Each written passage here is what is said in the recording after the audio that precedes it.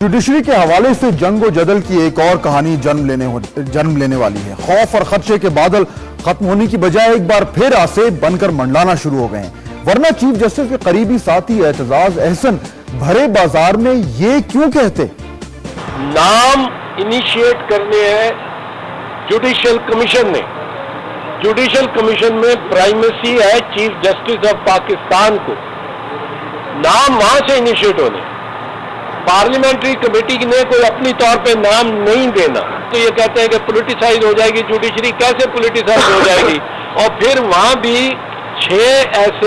8 में से 6 अगर 3/4 अगर फैसला करें कि ये शख्स जिसका नाम आ गया ये वाकई गलत है, और ऐसे हैं। चीफ जस्टिस मुनीर से लेकर तारीख हमारी देखें, अब्दुल हमीद डोगर तक कैसे कैसे लोग आए हैं। क्या उस सिस्टम के तहत जिसमें जजेस ये अपॉइंट जजेस को करते रहे, को बहुत ही अच्छे लोग आते रहे। 18वीं तरमीम पास हो गई और जुडिशियल कमीशन का कयाम कानूनी हैसियत इख्तियार कर गया, मगर आज सुप्रीम कोर्ट बार एसोसिएशन के मुजाहिदीन ने इसे अदालत में चैलेंज कर दिया। अब एक तरफ पार्लियामेंट और दूसरी तरफ अदलिया, जब दो इदारे टकराएंगे तो चिंगारियां आसमान तक बुलंद होंगी। क्या ये जंग शुरू होने को है? एक बार फिर जानेंगे अपने मेहमानों से, अली अहमद कुर्द, जावेद हाशमी और जुल्फकार नकवी। मैं हूं फहद हुसैन और ये है सेंटर स्टेज।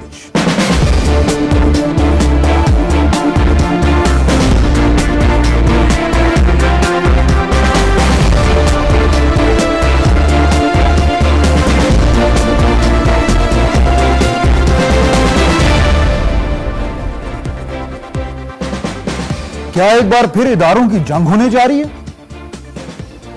इनमें तरमीम करना पार्लियामेंट का हक है।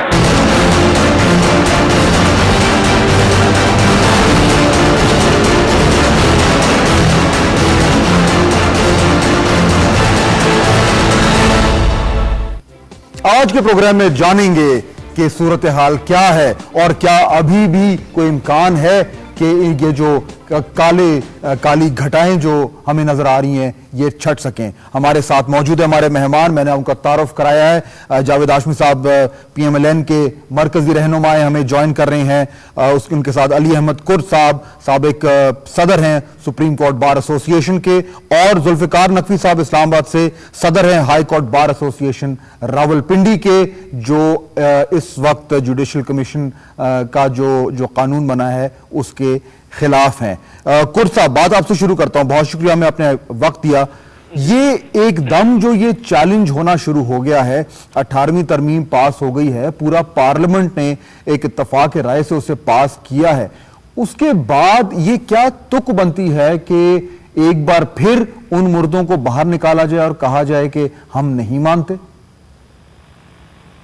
यही तो मुझे भी अफसोस है फहद साहब कि ये देखें, इस वक्त तक 4 पिटीशंस दाखिल हो चुकी हैं। एक शेख अकरम शेख साहब की है, एक चौधरी इकराम साहब के हैं, एक ये और एक बैरिस्टर जफरुल्लाह साहब के हैं। ये तो अफराद थे या अफराद हैं, मगर आज शाम तक कोर्ट आवर्स में सुप्रीम कोर्ट बार एसोसिएशन की तरफ से एक पिटीशन दाखिल हुई है।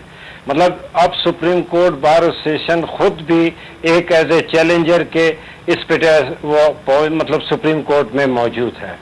ये असूलन इनके लिए मैं समझता हूं कि इनको ये पूछा जाए इनसे कि आप वकील होते हुए, इत्तेफाक से चारों वकील हैं और बड़े नामी गिरामी वकील हैं, कि अगर पार्लियामेंट को अपने ही आइन में जो उसने खुद तरतीब दिया है, तश्कील दिया है, अगर उसमें अमेंडमेंट करने का हक पार्लियामेंट को नहीं है, और जिस तरह अगर ये चैलेंज कर रहे हैं और ये चैलेंज की सूरत में ये तरमीम कालअदम करार दी जाती है, तो इससे तो ये नतीजा अखज़ किया जाएगा कि जब भी पार्लियामेंट कोई आइन में अमेंडमेंट करेगी तो इसका वो सीधा फिर सुप्रीम कोर्ट के दरवाजे पे आके खड़ी होगी और सुप्रीम कोर्ट से कहेगी कि जो हम अमेंडमेंट करना चाहते हैं, हमें इजाजत है ये नहीं। तो ये तो बिल्कुल एक मुज़ाहिका खेज बात है, और आइन में बिल्कुल वाज़ेह तौर पे लिखा है कि कोई भी अमेंडमेंट जो कि पार्लियामेंट करेगी उसको किसी भी सूरत में किसी भी कोर्ट में उसको चैलेंज नहीं किया जा सकता। ये आइन इनके सामने मौजूद है, पढ़े लिखे लोग हैं जी।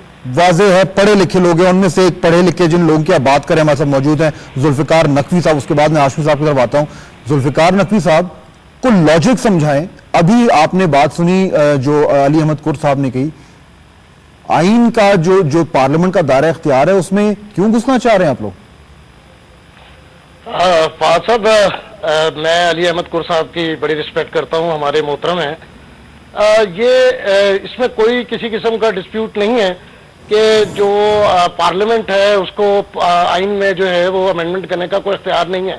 یہ غلط ایک تاثر دیا جا رہا ہے کہ شاید ہم اس بات کو اپوز کر رہے ہیں کہ پارلیمنٹ جو ہے وہ کو جو امینڈمنٹ کرتی ہے اس کو ہم جو ہے وہ آپ کس چیز کو اپوز کر رہے ہیں؟ سپریم کورٹ میں ہم جو جا رہے ہیں سپریم کورٹ میں وہ اس سے انٹرپریٹیشن کے متعلق, کیونکہ ہمارا موقف یہ ہے کہ یہ جو خاص طور پہ جوڈیشل کمیشن اور جو اپائنٹمنٹ آف دی ججز ہے, یہ عدلیہ کی آزادی جو ہم نے 2-3 سال جنگ لڑی ہے علی احمد کرد صاحب کی سربراہی میں بھی, اس میں ایک قدغن لگانے کی ایک کوشش ہے. نہیں کیسے دیکھیں یہ جو کمیشن ہے اس میں بالکل کلیئر ہے کہ فائنل ورڈ چیف جسٹس صاحب کا ہے. ایک چوتھا جو نامنی ہے وہ بھی چیف جسٹس صاحب کا ہے. اعتزاز صاحب بالکل واضح طور پر کہہ چکے ہیں. یہ فریڈم آف جوڈیشری, عدلیہ کی آزادی کا اس سے کیا تعلق ہے؟ دیکھیں نا, آپ اگر کانسٹیٹیوشن کا مطالعہ کریں تو آپ کو پتا چلے گا کہ 3 ڈفرنٹ پلرز ہیں جو کہ کانسٹیٹیوشن میں اسٹیٹ کے پلرز کنسیڈر کیے جاتے ہیں. وہ تو ٹھیک ہے, لیکن مجھے صرف یہ بتائیں کہ جوڈیشل کمیشن جو 18ویں ترمیم میں جو قانون بنا ہے اس کا عدلیہ کی آزادی سے کیا تعلق ہے؟ دیکھیں نا, ہم یہ کہتے ہیں, جو ہمارا پوائنٹ آف ویو ہے وہ یہ کہ کوئی بھی ایگزیکٹو کی انٹرفیئرنس نہیں ہونی چاہیے, پلس کسی لیجسلیچر کے تابع یا پارلیمنٹ کے تابع جو ہے وہ جوڈیشل جو اس کی اپائنٹمنٹس ہے وہ نہیں ہونی چاہیے. اس کی وجہ یہ ہم یہ کہتے ہیں کہ اگر فرض کر لیں, ہم یہ تصور کر لیں کہ جی ایگزیکٹو اور لیجسلیچر اور تینوں جو ہیں وہ اکٹھے ہیں, تو جو آئین کا بیسک کانسیپٹ ہے وہ چینج ہو جاتا ہے, بیسک جو اس کا تھیم ہے وہ چینج ہوتا ہے, جہاں پہ ہر 3 پلرز کو ڈفرنٹ رولز جو ہیں وہ سائن کیے ہوئے ہیں. اچھا